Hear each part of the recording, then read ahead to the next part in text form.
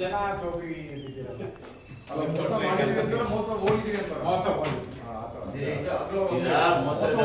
ಈಗ ತಾವು ದುಡ್ಡನ್ನ ಯಾರಿಗೆ ಕೊಟ್ಟಿದ್ದು ಸರ್? ಒಂದು ನಿಮಿಷ ಇರಿ. ನೀವು ದುಡ್ಡನ್ನ ಯಾರಿಗೆ ಕೊಟ್ರಿ? ಅಜ್ಜಪ್ಪ ನಿಮ್ಮನ್ನ ದುಡ್ಡು ಕೇಳಿದವ್ರು ಯಾರು? ನೀವು ಕೊಟ್ಟಿದ್ದ ದುಡ್ಡು ಯಾರಿಗೆ? ನಿಮ್ಮ ಸಂಧಾನ ಇರಿ. ಹಣ ಕೊಟ್ಟಿದ್ದು ಹಾಂ, ದೇವರಾಜ್ ಅವರು ಕೊಟ್ಟ ಕಡೆನೇ ನಿಮಗೆ ಕೇಳಿದವ್ರು ಯಾರು? ದುಡ್ಡು ಕೇಳಿದವ್ರು ಯಾರು? ಅಜ್ಜಪ್ಪ ಮತ್ತು ನೀವು ದುಡ್ಡು ಯಾರ ಕೈಲಿ ಕೊಟ್ರಿ? ಪ್ರಶ್ನೆ ಕುತ್ಕೊಂಡು ಏಕವಚನ ಬಳಸ್ತಾರೆ. ಅವನು ಇವನು ಅದೇನೋ ಹುಟ್ಟಿದ್ರೆ ಬರಬೇಕು. ಇದು ಅವನಿಗೆ ಅವನು 3ನೇ ದರ್ಜೆ ಅನ್ನುವಂತ ಗೊತ್ತು ನಮಗೆ. ಅವನು ಮಾತಾಡುವಾಗಲೇ ಅರ್ಥ ಆಗುತ್ತೆ ಅವ್ನು 3ನೇ ದರ್ಜೆ. 3ನೇ ದರ್ಜೆ ಮಾತುಗಳನ್ನ ಅವ್ನು ಮಾತಾಡ್ತಾನೆ. ಅದನ್ನ ಇಲ್ಲಿ ಕೇಳಿ ಮತ್ತೆ ದಯಮಾಡಿ ನಮಗೆ ಕೈ ಮುಗಿದು ಹೇಳಿ, ಆ 3ನೇ ದರ್ಜೆ ಮಾತಾಡೋಂತಾರ ನೀವೇ ಇದ್ರಲ್ಲಿ ಕೂರಿಸ್ಬೇಕು. ಹಂಗಲ್ಲ ಅದು. ಯಾವ ಆಡುಭಾಷೆ ಅಂದ್ರೆ ಅಪ್ಪ ಅವನು ಅರ್ಥ ಮಾಡ್ಕೋಬೇಕು.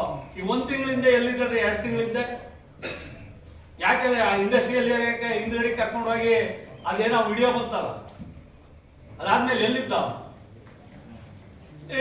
ಮಾನ ಮರ್ಯಾದೆ ಇರೋರು ಕೊಡ್ ಬಂದು ಇಲ್ಲಿ ಕುತ್ಕೋತಾರ್ರಿ. ಏನಾರ ನಾನ್ ತಪ್ಪು ಮಾಡೋದು, ನಾನ್ ಮಾಡಿರೋ ತಪ್ಪು ಇನ್ನೊಬ್ಬರ ಮೇಲೆ ಹೇಳೋದು. ಈಗ ಅವ್ರು ಹೇಳಿಲ್ವಾ? ನನಗೇನು ಗೊತ್ತಿಲ್ಲ, ಅವ್ರು ಹೇಳಿಲ್ವ? ಏನ್ ಹೇಳಿದ್ರು? ಇಂಥವ್ರನ್ನ ಕೂರಿಸ್ಕೊಂಡ್ರೆ ದೊಡ್ಡವ್ರು ಕೂರಿಸ್ಕೊಂಡು ಮಾತಾಡಬಾರ್ದು, ನಾವೇ ಸಪ್ರೇಟ್ ಆಗಿ ಮಾತಾಡ್ಬೇಕು. ಆದ್ರೆ ಅವ್ನು ಮಾಡ್ಲಿ.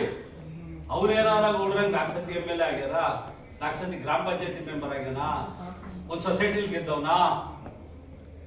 ಯಾವ ವಿಚಾರಕ್ಕೆ ಮಾತಾಡ್ತಾರ? ಬಂದು TRP ಅಂತೂ ಬರಲ್ಲ ಅವ್ರಿಗೆ. ಒಂದು ನೋಡಕ್ಕೆ ಅಸಹ್ಯ ಅಂತ ಮುಂದಕ್ಕೆ ಹೋಗ್ತಾರೆ. ಅವ್ರು ತಿಳ್ಕೊಂಡವ್ರೆ ಬಂದೇ ನೀವು ಮಾತಾಡಿದ್ದು ಅವ್ರು ಹಾಕೊಳ್ಳಲ್ಲ, ಅವರೇ ಬೇರೆ ಮಾಡ್ಕೊಂಡ್ಬಿಟ್ಟು ಸೋಷಿಯಲ್ ಮೀಡಿಯಲ್ಲಿ ಹಾಕಂತಾರ. ಅವ್ರು ಮಾತಾಡಿದ್ ಮಾತ್ರ ನೀವು ಕೇಳಿರ್ತಿರಲ್ಲ ಪ್ರಶ್ನೆ, ನೀವು ಕೇಳಿರೋ ಪ್ರಶ್ನೆ 1 ವಾರದೊಳಗೆ ಇರೋದಿಲ್ಲ. ಅವ್ರು ಏನು ಒಂದು 4 ಪದ ಮಾತಾಡಿರ್ತಾರೆ ಕೆಟ್ಟದಾಗಿ, ಅದನ್ನ ಹಾಕೊಂಡು TRP ಮಾಡ್ಕೊಳಕ್ ಹೋಗ್ತಾರೆ. ಇದು ಖಂಡನೀಯ. ಈ ತರ ಮಾತಾಡಬಾರ್ದು. ನೀವು ಕೂಡ ಅಂತವ್ರಿಗೆ ಎಂಕರೇಜ್ ಮಾಡಬೇಡಿ ಅಂತ ದಯಮಾಡಿ ಕೈ ಮುಗಿದು ಪ್ರಾರ್ಥನೆ ಮಾಡಿ. ಇನ್ನೂ ಹಲವು ಸುದ್ದಿಗಾಗಿ ಭೀಮ ವಿಜಯ ಇನ್ಸ್ಟಾ, FB ಮತ್ತು ಯೂಟ್ಯೂಬ್ ಚಾನೆಲ್ ಫಾಲೋ ಮಾಡಿ ಹಾಗೂ ಮಿಸ್ ಮಾಡದೆ ಶೇರ್ ಮಾಡಿ.